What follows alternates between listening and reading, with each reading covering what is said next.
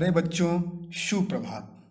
पिछले वीडियो में हम लोगों ने देखा कि आव्यूह किसे कहते हैं, इसमें अवयव क्या होते हैं, स्तंभ क्या हैं, पंक्तियाँ क्या हैं, या आव्यूह की कोटि किसे कहते हैं।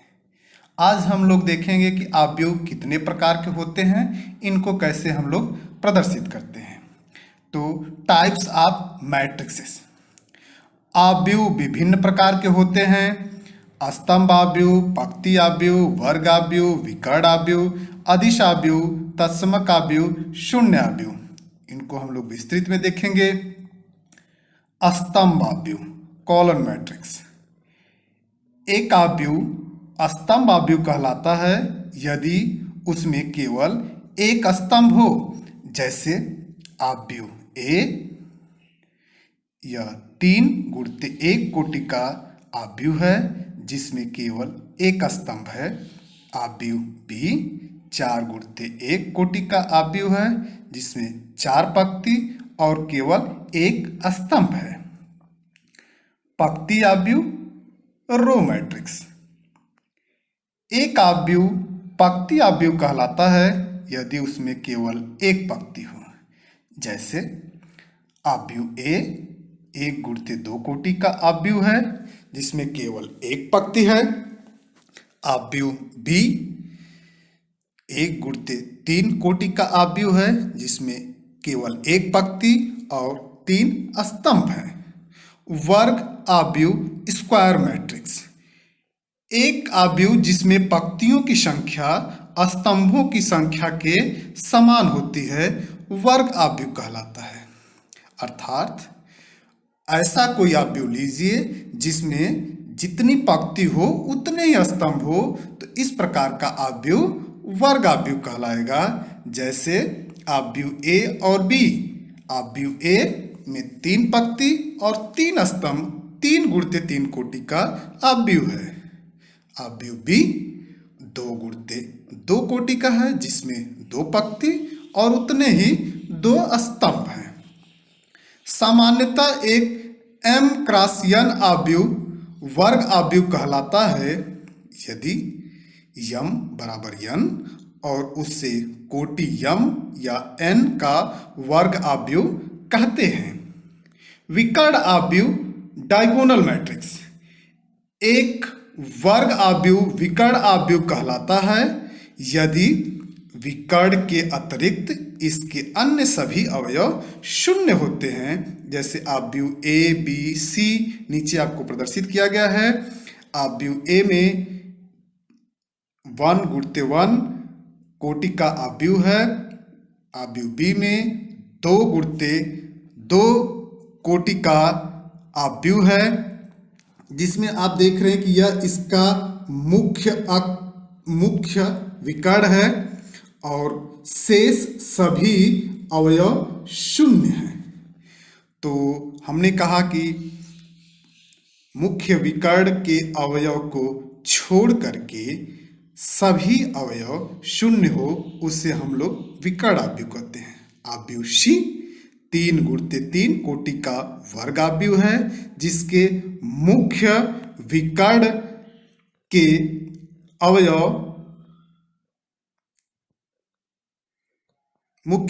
के अवयव का मान 2 ऋण 1 5 है। शेष सभी अवयव शून्य हैं। अदिश आव्यूह, स्कॉलर मैट्रिक्स। एक विकर्ण आव्यूह अदिश आव्यूह कहलाता है यदि इसके विकर्ण के अवयव समान होते हैं। अर्थात एक वर्ग आव्यूह ए आई जे m क्रॉस m कोटि का वर्ग आव्यूह है। अदिश आव्यूह कहलाएगा यदि ए आई जे बराबर 0 कब, जब आई जे के बराबर न हो, यानी आई जे का मान जब जब भिन्न होगा उस अवयव का मान शून्य होगा। तथा ए आई जे बराबर के, अर्थात आई और जे का मान जब जब समान होगा उस अवयव का मान के होगा जहाँ पे के एक अचर राशि है। जैसे उदाहरण में हम लोग देख सकते हैं आव्यूह ए, आव्यूह बी, आव्यूह सी। आव्यूह ए एक गुणे एक कोटि का वर्ग आव्यूह है जिसका अवयव है -5। आव्यूह बी में 2 गुणे 2 कोटि का वर्ग आव्यूह है जिसके मुख्य विकर्ण का मान समान है, ऋण 1। इसी प्रकार आव्यूह बी में जिसके मुख्य विकर्ण का मान 5 है और जो कि एक समान राशि है 5, 5, 5।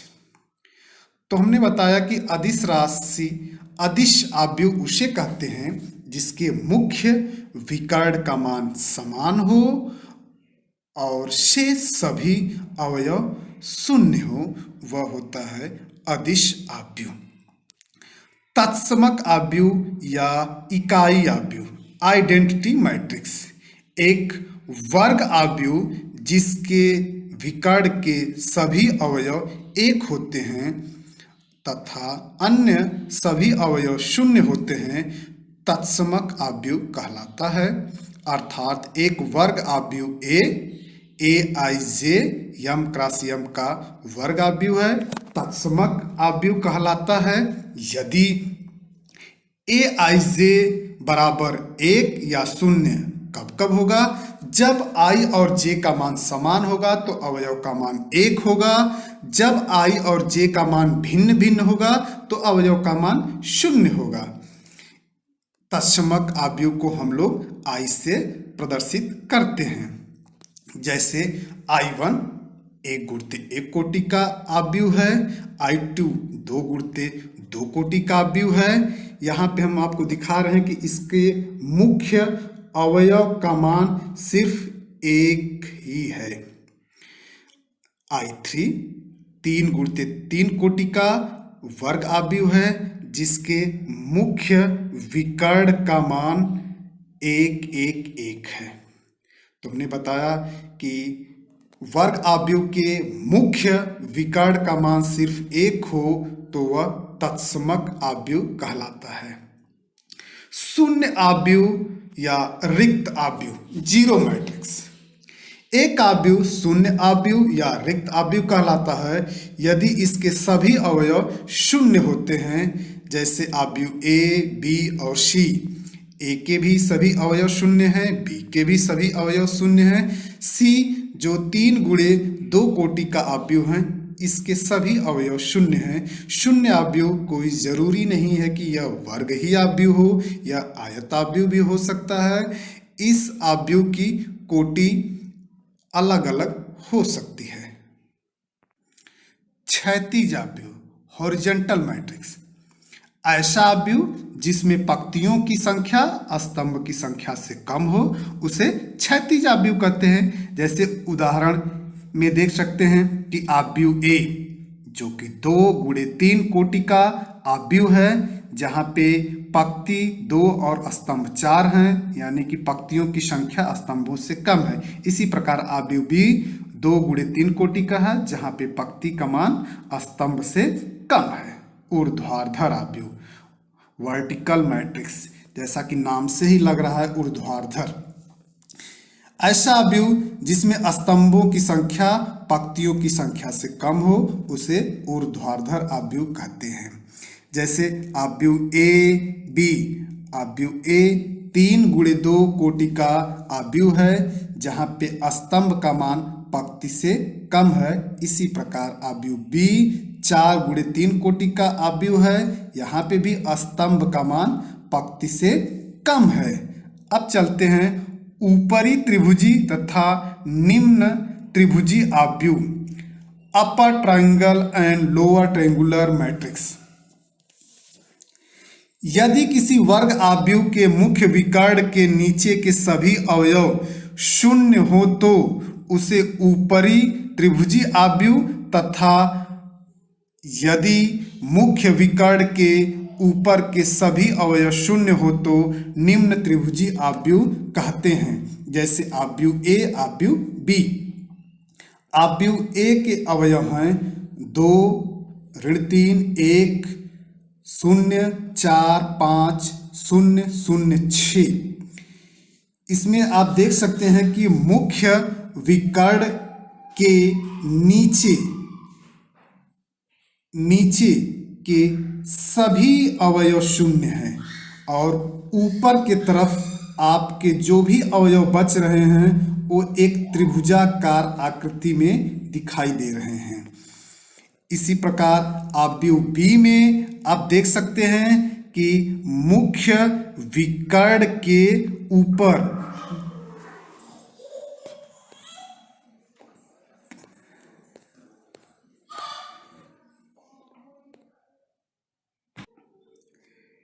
जैसा कि अवयव बी में आप लोग देख रहे हैं, इसके मुख्य विकर्ण के ऊपर के सभी अवयव का मान शून्य है, जबकि नीचे के जितने भी अवयव हैं वह एक त्रिभुजी आकृति में दिखाई दे रहे हैं। इसलिए इसे हम निम्न त्रिभुजी अवयव कहते हैं। प्यारे बच्चों, हम लोगों ने देखा कि अवयव कितने प्रकार के होते हैं, इनको हम लोग कैसे प्रदर्शित करते हैं।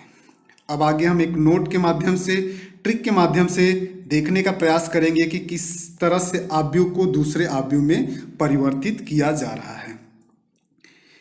एक आयत अवयव है जो 3x4 कोटि का अवयव है, इसको हम लोग वर्ग अवयव में परिवर्तित करेंगे। जैसा कि आप लोगों को पता ही है कि वर्ग अवयव में जितनी पंक्ति होती है उतने ही स्तंभ होते हैं। वर्ग अवयव की कोटि यहाँ पे 3x3 है, इसको हम लोग क्षैतिज अवयव में परिवर्तित करेंगे। क्षैतिज अवयव की भी परिभाषा जानते हैं, जिसमें पंक्तियों की संख्या स्तंभ से कम हो उसे हम लोग क्षैतिज अवयव कहते हैं।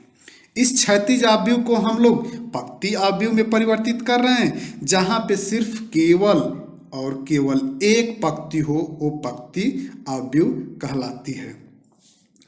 अब हम इस वर्ग अवयव को ऊर्ध्वाधर अवयव में परिवर्तित कर रहे हैं। ऊर्ध्वाधर नाम से ही कि ऊर्ध्वाधर हो जिसमें स्तंभों की संख्या पंक्तियों की संख्या से कम हो। यहाँ पे पंक्ति 3 है और स्तंभ 2 है। इस ऊर्ध्वाधर अवयव को हम लोग स्तंभ अवयव में परिवर्तित कर रहे हैं। स्तंभ अवयव की परिभाषा आप लोगों को बता ही चुके हैं, जिसमें केवल एक स्तंभ हो वह स्तंभ अवयव कहलाता है। अब हम इस वर्ग अवयव को वर्ग अवयव के विकर्ण के रूप में प्रदर्शित करेंगे कि विकर्ण क्या होता है। तो आप लोगों ने देखा कि यह वर्ग अवयव दिया है, यह रहा वर्ग अवयव का मुख्य विकर्ण। इसकी सहायता से हम अन्य अवयवों में परिवर्तित करेंगे। इसको कैसे हम विकर्ण अवयव में परिवर्तित करेंगे, जैसा कि परिभाषा में मैंने बताया कि मुख्य विकर्ण के अवयव को छोड़ के शेष सभी अवयव का मान शून्य हो तो उस अवयव को विकर्ण अवयव कहते हैं। अब इस विकर्ण अवयव को हम लोग अदिश अवयव में परिवर्तित करेंगे। अदिश अवयव की परिभाषा है कि मुख्य विकर्ण के अवयव के मान यदि समान हो तो उसे हम लोग अदिश अवयव कहते हैं। तो यहाँ पे आप लोग देख सकते हैं कि इस अवयव के विकर्ण के मान, विकर्ण के अवयव के मान एक समान है, 2 2 2। यदि यही मुख्य विकर्ण के अवयव का मान सिर्फ 1 1 1 हो जाए तो उससे हम तत्समक या इकाई अवयव कहते हैं। शेष अन्य सभी अवयवों के मान शून्य होते हैं। इस प्रकार के अवयव को इकाई अवयव कहते हैं। यदि अवयव के सभी अवयव का मान शून्य हो जाए तो वह शून्य या रिक्त अवयव कहलाता है। अब इस मुख्य विकर्ण के सहायता से हम लोग ऊपरी त्रिभुजी अनिम्न त्रिभुजी समझने का प्रयास करेंगे। तो इससे हम इसको परिवर्तित करने का प्रयास करके दिखा रहे हैं। तो यह रहा इसका मुख्य विकर्ण। मुख्य विकर्ण के नीचे सभी अवयव का मान 0 हो तथा ऊपर जो भी अवयव बचे वो एक त्रिभुजी आकृति में दिखाई दे, तो इस प्रकार के आव्यूह को ऊपरी त्रिभुजी आव्यूह कहते हैं। इसी वर्ग आव्यूह के मुख्य विकर्ण से हम लोग अब निम्न त्रिभुजी में परिवर्तन करने का प्रयास कर रहे हैं।